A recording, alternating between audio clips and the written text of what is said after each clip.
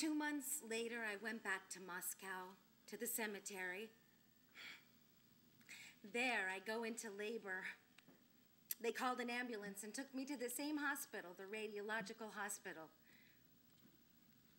They showed her to me. She was a girl. And I called out, "Natasha, your father named you."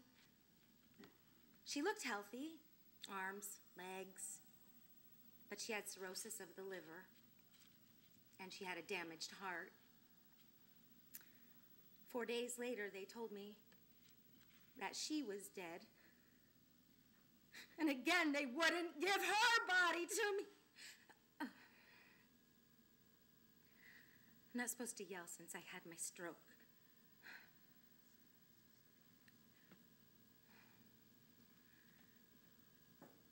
When they brought me the little wooden box and said she's in there, I looked. She'd already been cremated. Put her at his feet, I requested.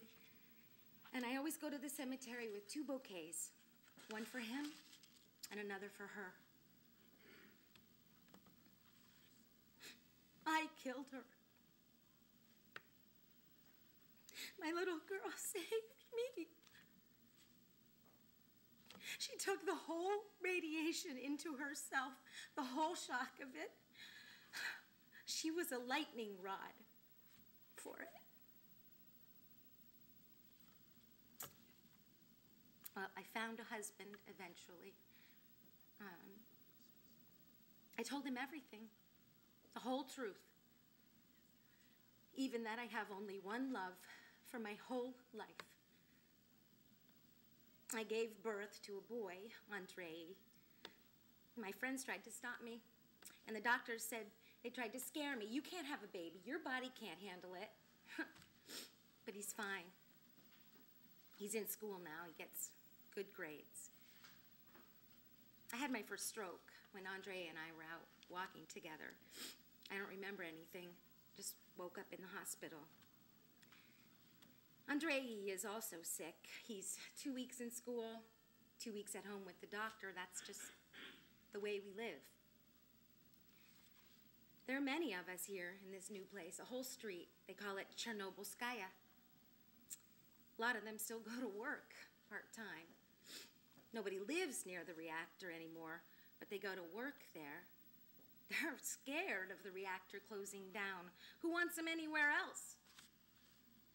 Often they die. They just drop dead. Nobody ever asks us what we've been through. Nobody wants to hear about death, about what scares them.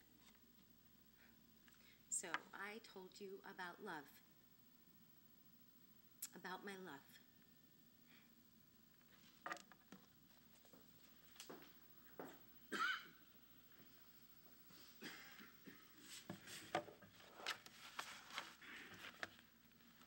At 3:30, 14 hours later, we received word that there had been an accident at the Chernobyl reactor.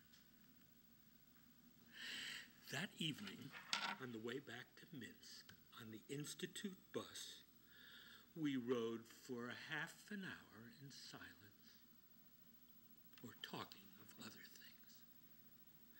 Everyone was afraid to talk about what had happened.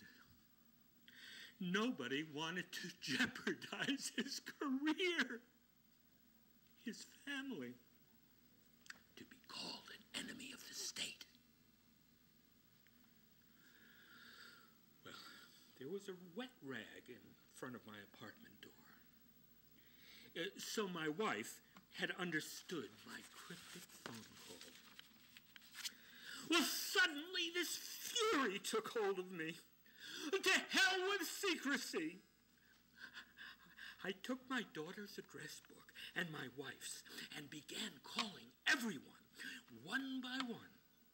I said there's a radioactive cloud over all of Minsk. I tell them what they needed to do. Wash their hair, close their windows, take the laundry off the balcony, and drink iodine. And how to do it correctly.